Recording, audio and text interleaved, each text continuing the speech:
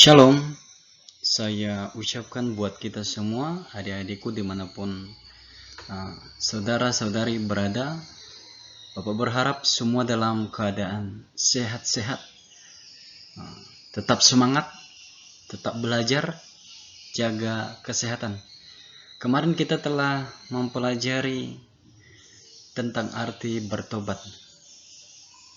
Sekarang kita akan mempelajari tentang satu tema, yaitu Allah penyelamatku. Adik-adik boleh membuka buku pembelajarannya, tetap di file yang sama. Nantinya boleh buka di bentuk PDF dan juga bentuk WPS ya, di HP-nya masing-masing, atau yang punya laptop bisa juga membuka. Bahkan yang memiliki printer supaya lebih mudah dipelajari bisa di print ya, atau sekedar juga bisa dipelajari dalam video ini dan mencatat di dalam bukunya masing-masing ya. Siapkan buku tulisnya dan juga Alkitabnya, pelajari video ini dari awal sampai akhirnya sehingga Bapak berharap materi ini boleh tersampaikan dan dari sekalian boleh mengerti, memahaminya sehingga mampu melakukannya di dalam kehidupan sehari-hari. Sebelum kita melanjutkan, mari kita berdoa. Bapa kami yang ada di surga, kami mengucap syukur buat hari ini. Kami boleh kembali belajar, diberikan kesehatan, kekuatan daripada Tuhan. Kami mohon ya Tuhan, tolong kami agar kami boleh mempelajari satu tema ini. Engkau Allah Juru Selamat, penyelamat kami. Dari awal sampai akhirnya kami persembahkan ke dalam tangan Tuhan. Dalam nama Tuhan Yesus kami sudah berdoa. Amin. Ya, adik-adikku sekalian, pembelajaran kita ini terdapat di dalam buku Pendidikan Agama Kristen dan Budi Pekerti. Tujuan pembelajaran kita hari ini adalah pertama, mensyukuri karya keselamatan di dalam Yesus. Yang kedua, memahami kenapa manusia membutuhkan penyelamat.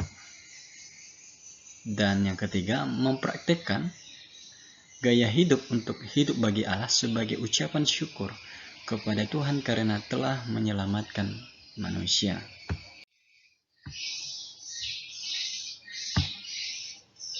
Ya, di dalam dua gambar ini ya, sama-sama Tuhan menjadi penyelamat bagi manusia. Ya, gambar yang pertama ini adik-adikku sekalian bisa melihat ceritanya di dalam Daniel pasal 3 ayat 1 sampai ayatnya ke-30. Ini tentang tiga bersaudara ya, tiga orang beriman yang diselamatkan oleh malaikat Allah ya, ketika mereka dilemparkan di dalam perapian karena mempertahankan iman, tidak menyembah kepada berhala ya, sesembahan dewa orang Babel pada masa itu. Sehingga karena mereka melanggar aturan tersebut, mereka dilemparkan ke dalam perapian ya, tetapi Tuhan menyelamatkan mereka sehingga jubah atau baju mereka, rambut, bahkan bau bara api pun tidak tercium dari badan mereka karena Tuhan mampu menyelamatkan orang-orang yang percaya dan beriman kepadanya. Gambar yang kedua adalah gambar saat Yesus berjalan di atas air ya, bersama dengan Petrus. Ketika beberapa menit kemudian Petrus tenggelam dan dia berteriak minta tolong, maka Tuhan Yesus menyelamatkan si Petrus. Arti penyelamat menurut Kamus Besar Bahasa Indonesia adalah seseorang yang meluputkan atau menghindarkan orang lain dari sebuah bencana atau bahaya. Ketika seorang melakukan tindakan penyelamatan, ia telah menjadi seorang penyelamat. Di sekeliling kita ada banyak contoh mengenai perbuatan menyelamatkan orang lain. Misalnya sekelompok orang atau tim penyelamat dari bencana banjir yang dahsyat, atau tindakan tim penyelamat pemadam kebakaran yang menyelamatkan seorang bayi yang sedang berada dalam rumah yang terbakar. Menjadi penyelamat juga berarti melakukan perbuatan baik kepada orang yang membutuhkan pertolongan. Ya, adik-adikku sekalian, barusan kan kita melihat kemarin ya, terjadi banjir ya, yang begitu tinggi luapannya ada beberapa korban ya di rumah, beberapa saudara-saudara kita, beberapa saya lihat ya saling gotong royong untuk memindahkan barang-barang ya, menyelamatkan barang-barang supaya tidak terkena banjir. Salah satulah contoh itu ya juga merupakan tindakan menyelamatkan ya, atau menghindarkan orang lain dari sebuah bencana atau bahaya. Allah adalah penyelamat manusia. Allah bertindak dengan berbagai cara untuk menyelamatkan manusia. Kisah Sadrach, Meshach, dan Abednego yang diceritakan di dalam kitab Daniel pasal 3 ini memperlihatkan kepada kita bagaimana cara Allah bertindak menolong orang yang percaya dan mengandalkan Dia. Allah mengirimkan malaikatnya untuk menjaga dan melindungi Sadrach, Meshach, dan Abednego dari perapian yang menyala-nyala. Ketika mereka dilempar oleh Raja Nebukadnezar ke dalam api, mereka bertiga sama sekali tidak celaka. Ketika keluar dari api itu, tubuh mereka tidak terbakar, rambut mereka tidak hangus, jubah mereka tidak berubah, bahkan bau kebakaran pun tidak ada pada mereka. Allah menyelamatkan mereka dari perapian yang menyala-nyala dan sangat panas. Adik-adikku sekalian, ya siapa yang tidak takut ketika kita diperhadapkan dengan ini? Ya jangankan dilempar di dalam perapian, ya mungkin saat adik-adik aja kalau sudah tengah malam di mana suasananya tidak ada lampu sama sekali, mungkin saja ketika kita mau pergi ke kamar mandi, mau buang air kecil, bisa bahkan ada beberapa yang saya lihat ya orang merasa takut. Kenapa? Mereka kira bahwa ada hantu, ya ada kuntilanak dan berbagai macam ya. Juga kalau di tengah malam ya berjalan di pinggir kuburan ya, atau melewati tempat di mana daerah situ ada kuburan, pasti pikirannya ada arwah ya orang meninggal, ada roh-rohnya getayangan, padahal sebenarnya tidak ya, hanya pikiran kita saja yang menakut-nakuti kita. Percayakah kita seperti yang dialami oleh Sadrach, Meshach, Abednego? Meskipun mereka tidak melihat, namun mereka percaya, dan pada akhirnya Tuhan menjadi penyelamat mereka dengan cara Tuhan mengirim malaikat-malaikatnya untuk melindungi dan mengeluarkan mereka dari dalam api tersebut.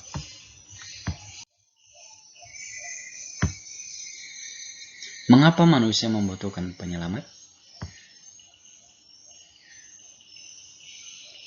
Di dalam Injil Lukas pasal 4 ayat 16 sampai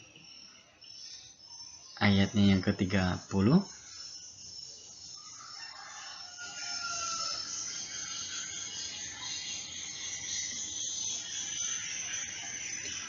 di situ dituliskan bahwa Yesus datang ke Nazaret tempat ia dibesarkan, dan menurut kebiasaannya pada hari Sabat ia masuk ke rumah ibadat. Lalu berdiri hendak membacakan dari kitab. Kepadanya diberikan kitab Nabi Yesaya, dan setelah dibukanya ia menemukan nas di mana ada tertulis, Roh Tuhan ada padaku oleh sebab ia telah mengurapi aku untuk menyampaikan kabar baik kepada orang-orang miskin, dan ia telah mengutus aku untuk memberitakan pembebasan kepada orang-orang tawanan dan penglihatan bagi orang-orang buta, untuk membebaskan orang-orang yang tertindas, untuk memberitakan tahun rahmat Tuhan telah datang. Kemudian ia menutup kitab itu, memberikannya kepada pejabat, lalu duduk, dan mata semua orang dalam rumah ibadat itu tertuju kepadanya. Lalu ia mulai mengajar mereka, katanya, pada hari ini genaplah nas ini sewaktu kamu mendengarnya. Dan semua orang itu membenarkan dia, dan mereka heran akan kata-kata yang indah yang diucapkannya. Lalu kata mereka, bukankah ia ini anak Yusuf? Maka berkatalah ia kepada mereka, tentu kamu mengatakan pepatah ini kepadaku, hai tabib, sembuhkanlah dirimu sendiri, perbuatlah di sini juga di tempat asalmu ini segala yang kami dengar yang telah terjadi di Kapernaum. Dan katanya lagi, aku berkata kepadamu, sesungguhnya tidak ada nabi yang dihargai di tempat asalnya. Dan aku berkata kepadamu, dan kataku ini benar, Pada zaman Elia terdapat banyak perempuan janda di Israel ketika langit tertutup selama 3 tahun dan 6 bulan. Dan ketika bahaya kelaparan yang hebat menimpa seluruh negeri itu. Tetapi Elia diutus bukan kepada salah seorang dari mereka, melainkan kepada seorang perempuan janda di Sarfat di tanah Sidon. Dan pada zaman Nabi Elisa banyak orang kusta di Israel dan tidak seorang pun dari mereka yang ditahirkan selain daripada Naaman orang Syria itu. Mendengar itu sangat marahlah semua orang yang di rumah ibadat itu. Mereka bangun lalu menghalau Yesus keluar kota dan membawa dia ke tebing gunung. Tempat kota itu terletak untuk melemparkan dia dari tebing itu. Tetapi ia berjalan lewat dari tengah-tengah mereka lalu pergi. Ya, adik-adikku sekalian, kenapa manusia membutuhkan penyelamat? Karena memang manusia, ya, salah satunya memang manusia tidak bisa menyelamatkan dirinya sendiri. Ya, salah satunya dituliskan di dalam Lukas pasal 4 ayat 18 sampai ayatnya ke-19 ini bahwa Tuhan datang memberikan keselamatan di dalam Yesus Kristus bagi mereka yang miskin, bagi mereka yang tertawan, bagi mereka yang buta, bagi mereka yang tertindas. Bahkan Tuhan memberkati setiap orang yang meminta perlindungan daripadanya. Ada banyak kisah-kisah di dalam Alkitab. Ya, adik-adikku sekalian, orang lumpuh bisa berjalan, orang tuli bisa mendengar, orang buta bisa melihat. Semuanya itu adalah kabar atau Injil keselamatan yang diberikan Tuhan kepada manusia. Masih ingatkah adik-adik sekalian pelajaran, ya? Walaupun kita belum mempelajarinya kemarin, tetapi adik-adik sudah mempelajari ketika mengisi, ya, UTS-nya kemarin tentang kisah Adam dan Hawa yang memakan buah pengetahuan tentang yang baik dan jahat. Dalam kitab Kejadian diceritakan bahwa manusia berdosa kepada Allah. Sejak manusia pertama, Adam dan Hawa memakan buah yang dilarang Allah, manusia tidak lagi kudus seperti ketika Allah menciptakan mereka pada mulanya. Jadi, kita memiliki dosa keturunan dari Adam dan Hawa. Adam dan Hawa sebagai manusia pertama telah jatuh dalam dosa. Mereka tidak kudus lagi. Dosa yang berasal dari Adam dan Hawa itu disebut dosa keturunan.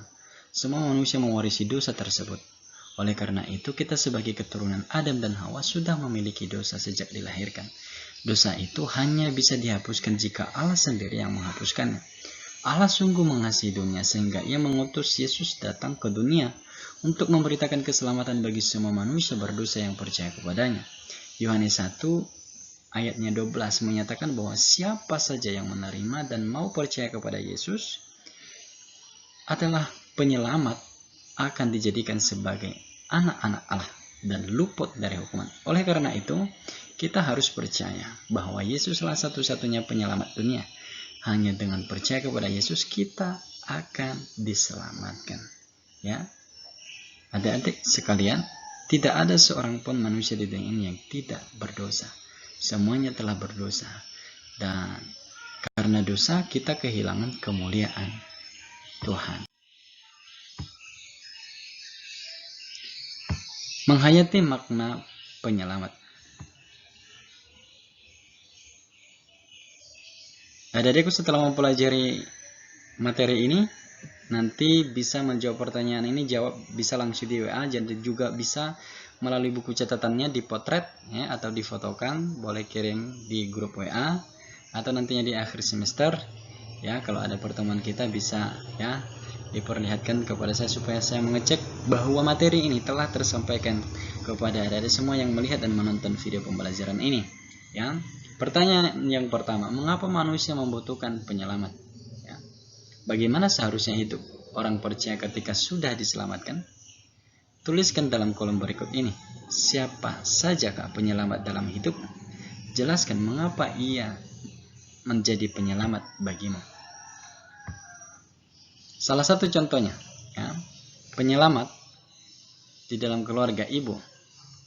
Ibu menyelamatkan saya ketika hampir tenggelam saat berenang di pantai, ya, karena tidak ada pantai di tempat kita, berarti saat berenang di sungai atau temanmu yang lain, ya, yang kebetulan mungkin saat itu pernah, ya, mengalami kejadian yang sama, sehingga ada orang yang menyelamatkan seperti itu. Ataupun kejadian-kejadian yang lain yang mungkin jatuh dari sepeda motor, tiba-tiba Tuhan memberikan penyelamat bagi kita dengan datangnya orang lain, atau kejadian-kejadian apapun. Ya, jadinya nantinya adik-adik sekalian bisa menuliskan kesaksiannya ya di dalam kolom 2, 3, dan 4 sampai 5 sesuai dengan yang dialami ya.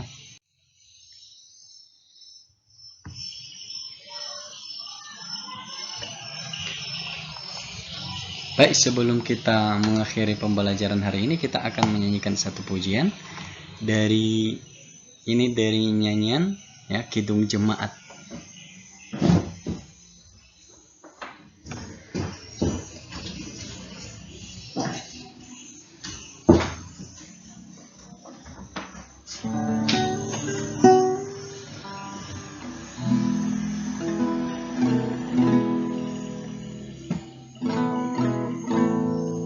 Ku perlukan juru selamat agar janganku sesat, selalu harus ku rasakan bahwa Tuhanku dekat, maka jiwaku tenang, takkan takut dan enggan bila Tuhanku membimbingku di malam pun tentram.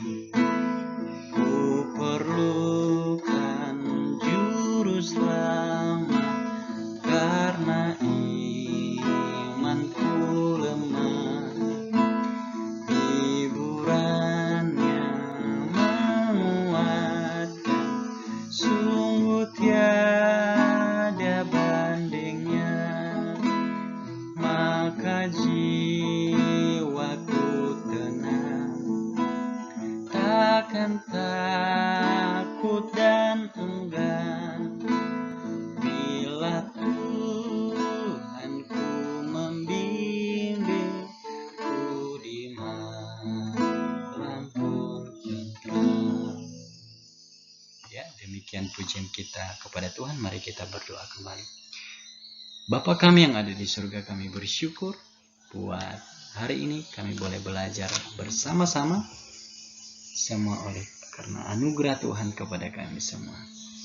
Tuhan berkati pembelajaran hari ini, dan biarlah semua apa yang kami pelajari Tuhan tolong agar kami mampu mengingatnya dan melakukannya dalam kehidupan kami. Bersyukur karena Tuhan sudah menyelamatkan, membebaskan kami dari segala dosa-dosa pelanggaran kami.